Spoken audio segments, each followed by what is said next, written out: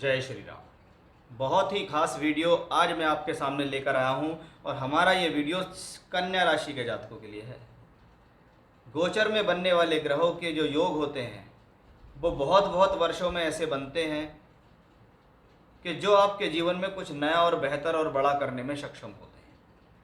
2024 के अंदर ग्रहों की स्थितियों ने बहुत परेशान किया है कन्या राशि के जातकों को, खास तौर पर जब तक बृहस्पति 8वें घर में चल रहे थे।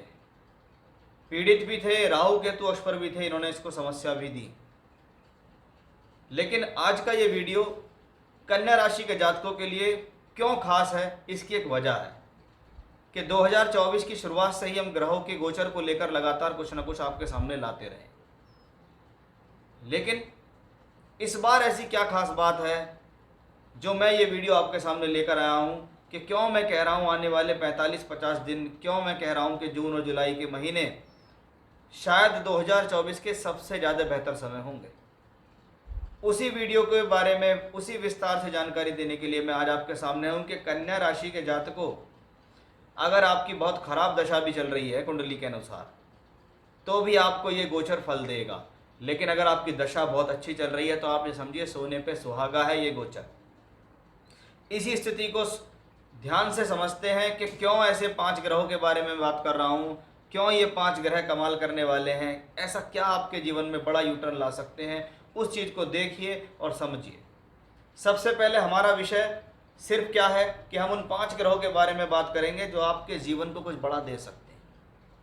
हम देखते हैं कि आपकी राशि से छठे घर के अंदर शनि है और लंबे समय से यहाँ चल रहे हैं शनि। लेकिन अच्छी बात इस प्लेनेट में यह है कि ये शनि स्वराशि के हैं और छठे घर में अगर शनि अपनी राशि का है तो ये आपको छठे घर से संबंधित स्थितियों को बेहतर बनाता है। अगर छठे घर में रोग ऋण शत्रु हैं तो जब तक शनि यहाँ होते हैं ये आपके कर्ज के अब आपके ऊपर चढ़ने नहीं देते।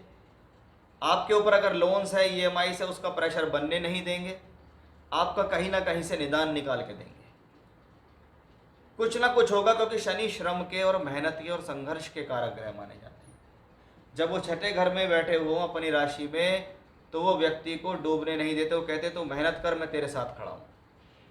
और यही शनि जब आपके पंचम भाव के स्वामी होकर स्वराशि के होते हैं तो आपकी शिक्षा, विद्या, बुद्धि को संभालने की जिम्मेदारी इन्हीं की है।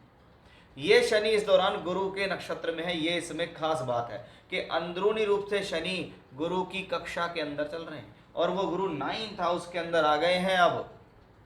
यानी शनि को बल मिला गुरु के द्वारा। तो पहली पॉजिटिविटी शनि से हमें दिखाई देती है। फिर हमने देखा कि मंगल दूसरे प्लेनेट ऐसे हैं जो स्वराशि के हैं।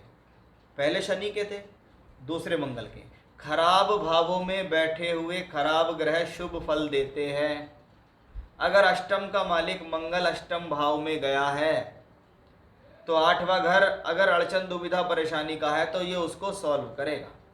ये पैतृक संपत्ति देगा, ये पत्नी से धन दिलाएगा, ये ससुराल से सहयोग दिलाएगा, ये रुका हुआ पैसा दिलाएगा। कई व्यक्ति सोचते ना मेरा पैसा डूब गया, मर गया, ये वहाँ से रिकवरी कराएगा। इसलिए ये मंगल अष्टम भाव में अष्टमेश होकर शुभ है, ये खराब नहीं हुआ। अब यही मंगल यहाँ से बैठकर अगर धन भाव को, एकादश को और दूसरे धन भाव दूसरे को देखता है, यानी मंगल का और अधिक बल बढ़ता है जब मंगल लाभ और धन भाव को दृष्टि देते हैं। यानी मंगल ग्रह की स्थिति क्या दिखाती है? जीवन में सोर्स ऑफ इनकम को बढ़ाना दिखाती है।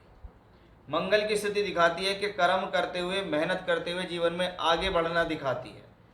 विषम से विषम परिस्थिति भी आपके जीवन में अगर आती है तो उससे आप निकल सकते हैं, ये मंगल दिखाता है। आप देखिए कि शनि की 10वीं दृष्टि तीसरे घर पे है तो मंगल की 8वीं दृष्टि तीसरे घर पर। तीसरा घर किस चीज़ का है?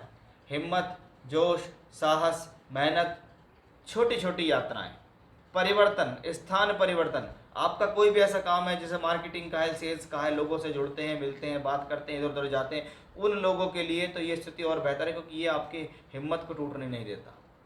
व्यक्ति के अंदर एक अलग ही एनर्जी, अलग ही जोश दिखाई देता है। तो मंगल भी बले हुए। अब आते हैं उन 3 प्लेनेट की बारी जिसमें सबसे पहले शुक्र स्वराशि का है। शुक्र भाग्य का मालिक है और भाग्य स्थान में बैठा है। हर व्यक्ति विशेष अपने जीवन में मेहनत कर रहा है। लेकिन कोई कोई व्यक्ति ये कहता है यार मैंने मेहनत तो की लेकिन मुझे फल नहीं मिला, मेरी मेहनत 100% थी, रिजल्ट मुझे 50% ही मिल रहा है। यानी कहीं ना कहीं भाग्य में अड़चन है, भाग्य में रुकावट है, भाग्य साथ नहीं दे रहा। लेकिन आपकी ये जो एक तरीके से आपकी शिकायत है ना ग्रहों से कि मेरा साथ नहीं मिल रहा, तो वो यहाँ शुक्र की वजह से मिलेगा। नवमेश नवम भाव में है, वो धन के स्वामी होके भी यहाँ बैठे हुए, इनके साथ बैठे हैं दशम भाव के स्वामी यहाँ। इसको हम बोलते हैं कर्माधिपति धर्माधिपति राजयोग। कर्म और धर्म, यानी ये स्थिति क्या होगा, कर्म कराएगा, धर्म धार्मिक यात्राएं कराएगा, धार्मिक कार्य कराएगा, ईश्वर की कृपा मिलेगी, पिता पक्ष का सहयोग मिलेगा, साथ ही साथ आपका भाग्य आपका साथ देगा। यह है कर्माधिपति धर्माधिपति राजयोग।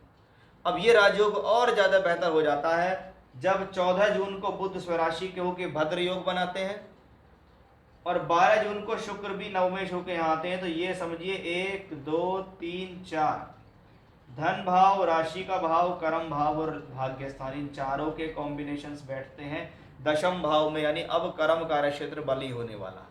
पहले भी कर्माधिपति धर्माधिपति था, अब भी कर्माधिपति धर्माधिपति राजयोग। यानी ये दोनों तीनों स्थिति इस बात को 100% श्योर कर देती है कि आने वाला समय, ये 45 से 50 दिन, जो लोग ये कहते हैं ना मेरे पास नौकरी नहीं है, आप ये समझ लीजिए ये वो गोचर है जो आपको खाली बैठने नहीं देगा। जो लोग प्रयास कर रहे हैं कि मेरी दूसरी नौकरी मिले, मुझे कुछ अब बड़ी अपॉर्चुनिटी मिले, बहुत दिन हो गए एक ही उस पर काम करते करते, अब कुछ अच्छा होना चाहिए, आप ट्राई कीजिए, आपका काम होगा।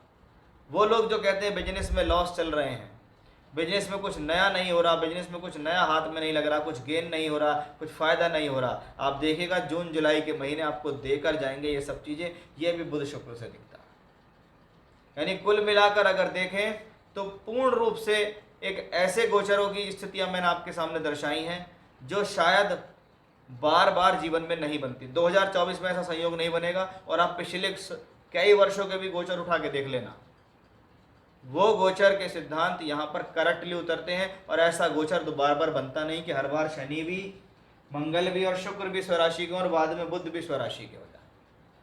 और अगर बनता है योग तो फलित होता है।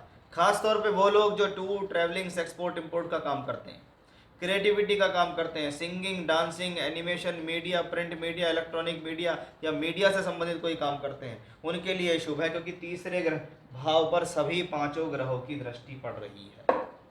यानी एक बहुत बेहतर संयोग मैं कह सकता हूँ कि भाई कन्या राशि के जातकों, कुछ तो बेहतर होने वाला है, कुछ तो अच्छा होने वाला है। अगर आपकी कुंडली की दशाएं भी बहुत बढ़िया चल रही हैं तो समझ लीजिए साल 2024 के लिए यही 2 महीने ऐसे हैं जो आपको बहुत कुछ दे जाएंगे। जय श्री राम।